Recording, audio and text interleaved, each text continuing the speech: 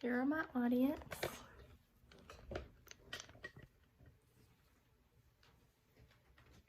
And here's my slide that I'm on.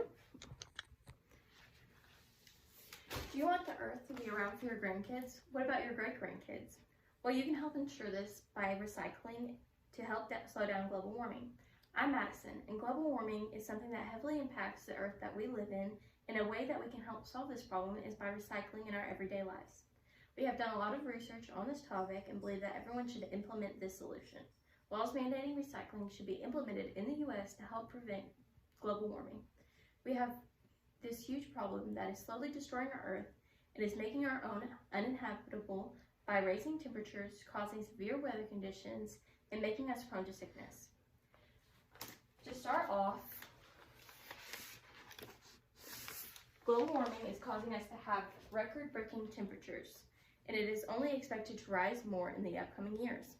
In the journal Attention to Global Warming, one of the authors, Darwin Choi, says this: record-breaking warm month of July in New York City provides negligible information about the increase in the average global temperature in the following decade.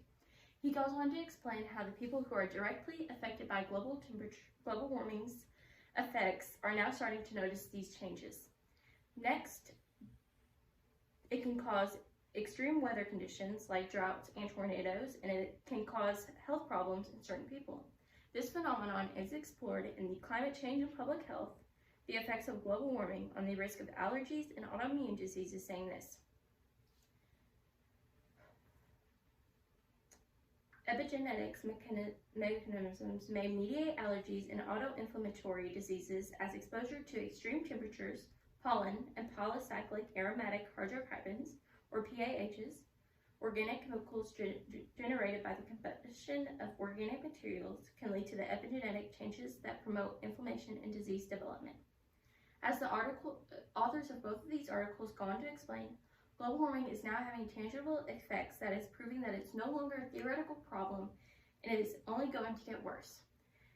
This problem has gone on for far too long, and pushing back our action is only expediting the process. Intervening now could make the much needed differences. Next, Maddox will tell you how we can help solve this problem. In order to avoid doing further damage to our earth, it is our responsibility as a society to implement laws that mandate recycling and make it more available to the general public. This is because recycling can significantly help cut down on carbon emissions, which would be a major factor in solving the problem that is global warming. You may have previously heard of the term reduce, reuse, recycle. However, many people in today's world fail to follow through on the third part of that term, which is the most important.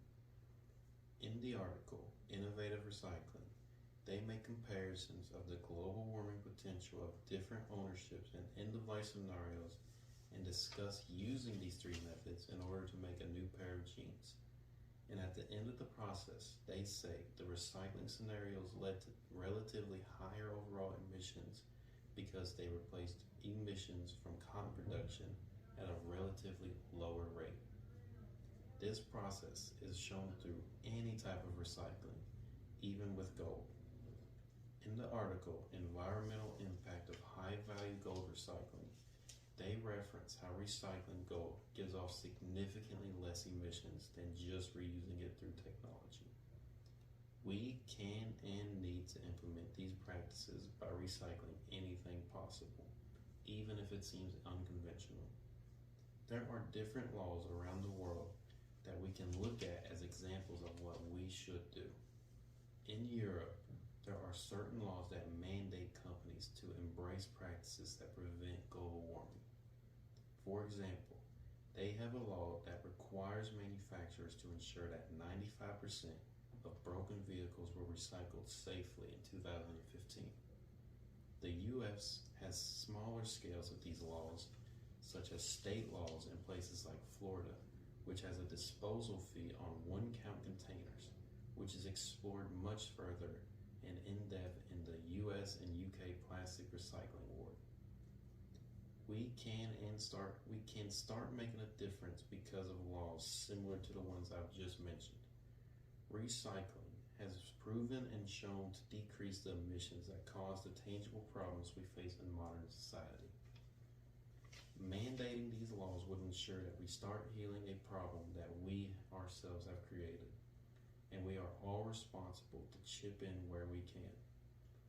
Coming to our final point, recycling massively reduces waste and prioritizes the conservation of valuable resources in our economy. According to the Environmental Protection Agency, recycling only a single ton of paper can save 17 trees, 7,000 gallons of water, and 3 cubic yards of landfill space. With an emphasis on the idea of recycling in our economy, we and future generations have the ability to put a massive dent in the further development of global warming. By recycling instead of landfilling, we can reduce the amount of methane that is released into the atmosphere, which would mitigate the negative impacts that global warming has already had on our environment.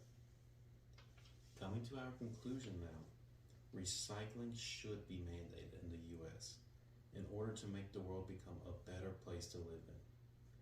Everybody here should implement this recycling plan, as it can make our Earth a healthier and much more livelier place for generations to come.